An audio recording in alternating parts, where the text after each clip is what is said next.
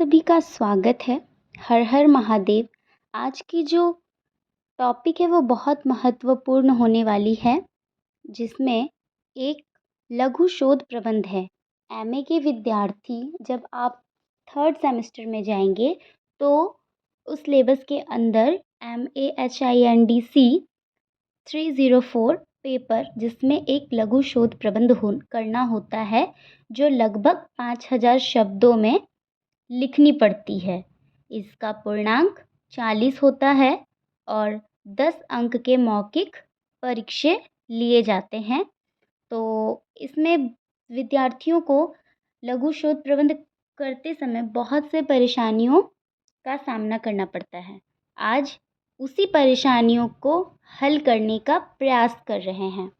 पश्चात आपको समकालीन कवि के नाम जानने होंगे।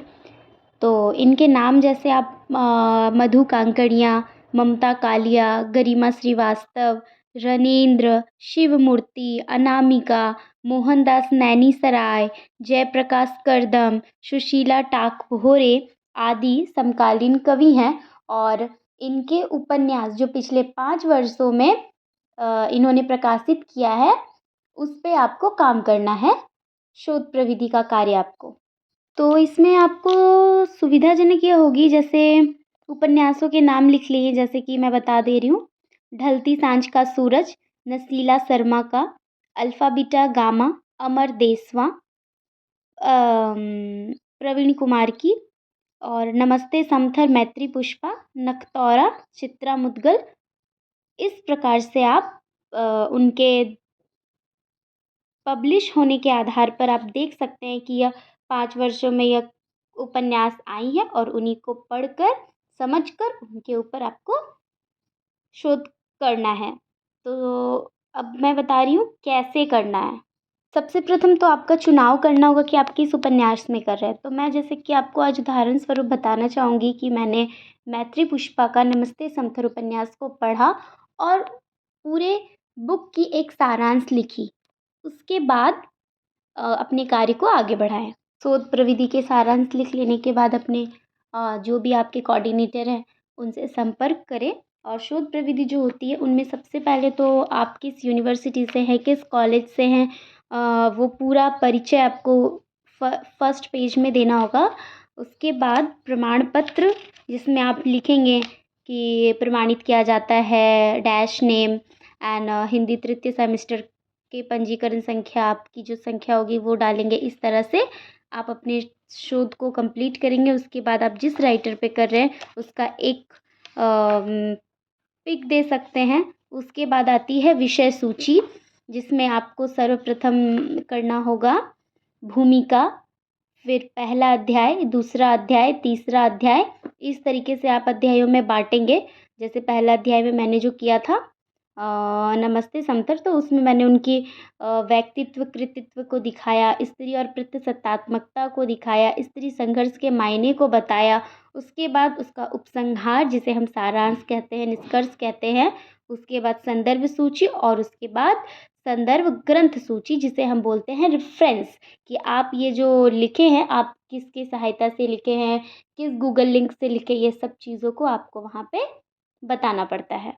अब मैं बता रही हूँ जैसे भूमिका, जो विषय सूची के बाद आती है, उसमें आपको लिखना पड़ेगा।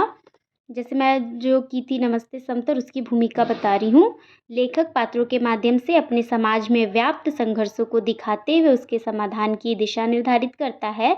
भारतवर्ष में स्त्रियां वर्तमान समय के में भी अपनी असीमता की लड़ाई लड़ रही है। उसकी स्वयं की कोई पहचान नहीं है, पुरुष के साथ जुड़कर उसे पहचान मिली है। पितृसत्तात्मक समाज ने नारी को कभी अपने समान नहीं बनने दिया, अपनी सहूलियत के अनुसार उसे स्त्री को भिन्न रूपों में पेश किया। इस प्रकार से आपको इस किताब की भूमिका लिखनी होगी। उसके बाद मैत्री पुष्पा जो है उनकी व्यक्तित्व कृतित्व को लिखना होगा। तो व्यक्तित्व यानी उनका जीवन परिचय आपको देना होगा। वो किस जिला से है, उनकी पढ़ाई लिखाई, उनके माता पिता। उसके बाद आता है कृतित्व। कृतित्व यानी उनकी जो कितनी कृतियाँ हैं, उपन्यास, कहानी संग्रह, आत्मकथा, नाटक, उनका सम्मान पुरस्कार क्या मिला। इस प्रकार से आपको ये करना होगा। दूसरा जो है, आपने जो भी टॉपिक लिया होगा उसको आपको अध्याय के तौर पे बाँटना होगा, पहला अध्याय, दूसरा अध्याय। तो आपका जो भी टॉपिक निकलेगा उसके अंतर्गत आपको लिखना पड़ेगा। इसके बाद आती है निष्कर्ष, जो आप लोग समझ सकते हैं कि किसी भी चीज़ को पढ़ने का उसका एक समीक्षा होता है, निष्कर्ष होता है।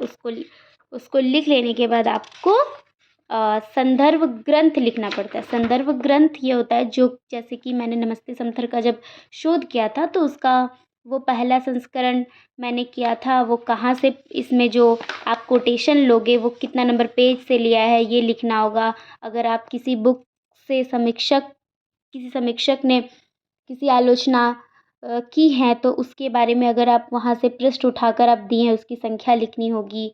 इस प्रकार से आपको संदर्भ सूची देना है। और संदर्भ ग्रंथ सूची में होता है उसका आधार ग्रंथ। आधार ग्रंथ होता है जैसे जिस बुक को आपने लिया है उसे लिखना पड़ेगा, और सहायक ग्रंथ किसी बुक के हेल्प से आपने उसमें कुछ डाला है वो लिखना होगा। और गूगल का जो वेबसाइट होता है उसको भी, अगर आप किसी लिंक के ज़रिए आप उसमें आप कुछ लिखे हैं अपने शोध में, आप उसको डाल सकते हैं। इस प्रकार से शोध प्रविधि किया जाता है।